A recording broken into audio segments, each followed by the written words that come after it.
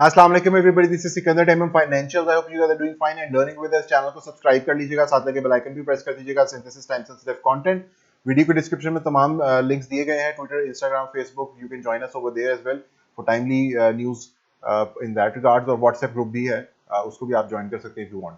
So jumping into the weekly on the KSE100, हमारे पास मैंने आपको बताया था कि bullish head and bullish divergence थी, वो 43,700 के ऊपर क्लोज होने पे कंफर्म हो रही थी, which was confirm previous week. और उसके बाद जो फर्दर प्ले आउट हो रहा है उसमें that is currently playing out. लेकिन मैं उसके साथ आपको बताया था कि तब तक एक्साइटेड होने की जरूरत नहीं जब तक कि हम ऊपर से आने वाली जो ट्रेंड लाइन है इसको ब्रेक नहीं करते। So finally that has happened. हमारे पास एक ब्रेक हुआ है, वॉल्यूम भी यू कैन सी एक सिग्निफिकेंट वॉल्यूम है which is telling us that market is anticipating this breakout. और ये ब्रेकआउट जो है, अब इसके बाद सबसे मोस्ट इंपॉर्टेंट जो चीज़ है दैट इज कि जब ब्रेकआउट होती है कोई भी रेजिस्टेंस, उसके बाद उसको एज ए सपोर्ट होल्ड करना बहुत ज़रूरी है। सो अगर वो सपोर्ट के तौर पे फेल हो जाता है तो that is a fake out. So let's hope it's a breakout. और ब्रेकआउट के लिए हमारे पास जरूरी है कि ट्रेंड लाइन और along with this purple 200 simple moving average you can see, जो कि बिल्कुल अलाइंड है along with this trend line over here. इसके साथ ही हमारे पास जो RSI है that is above the 50 level at least. हमारे पास जो है I think we have some room to go little above, क्योंकि जो फिबोनाची लेवल्स हैं, let's see those.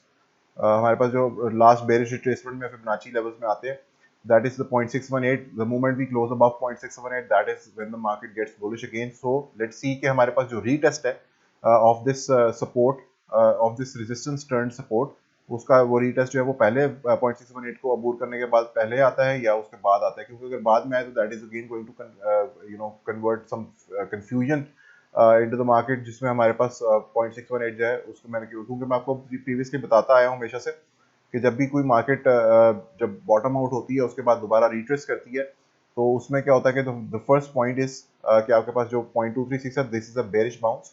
0.38 is a bearish bounce, 0.5 is a bearish bounce. लेकिन the moment you close above the 0.618, it is time to get bullish in the market again.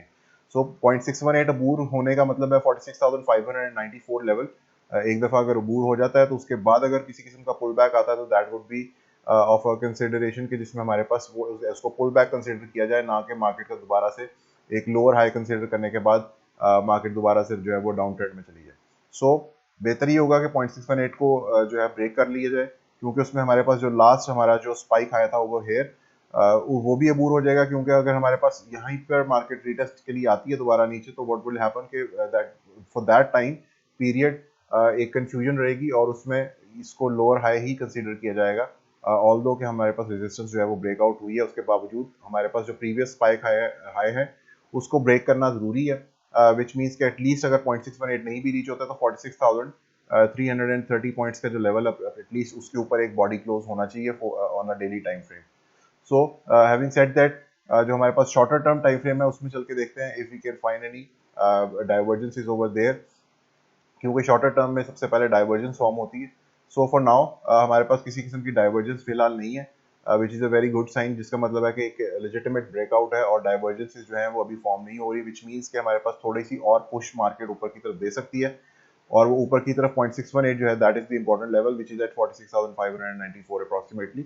और उसके साथ ही हमारा जो previous spike आया था वो भी अबूर हो जाएगा। वंस वी डू दैट, तो उसके बाद मार्केट में जो कॉन्फिडेंस है वो डिफरेंट किस्म का इंड्यूस हो जाएगा।